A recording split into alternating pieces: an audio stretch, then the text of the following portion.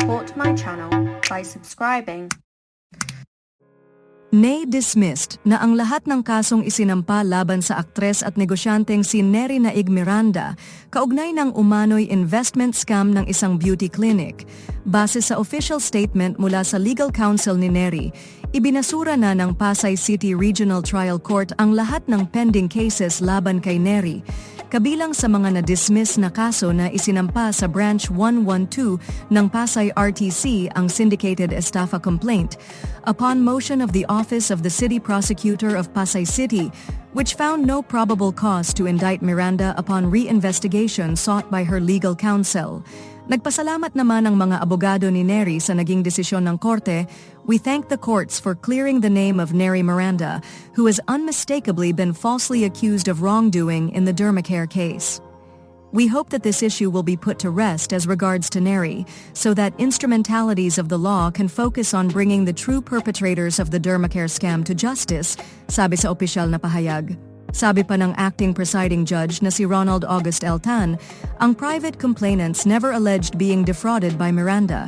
More mind-boggling is that private complainants never asserted having personally transacted with or handed over money to Miranda.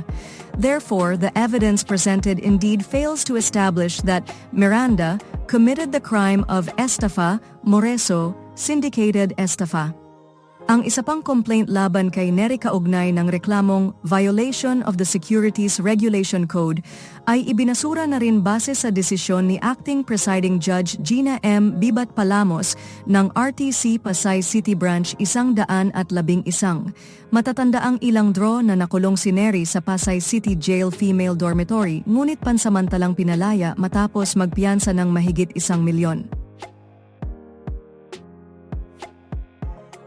Narito naman ang mensahe ni Chito, asawa ni Nery, sa pag-absuelto kay Nery na makikita rin sa Instagram page ng actress. Thank you, Lord. Mabuti na lang talaga na alam ni Lord ang buong katotohanan kaya never niya pinabayaan si Nery. Sobrang blessed din kami dahil the people who matter knew the truth as well and did everything they could to help and support her.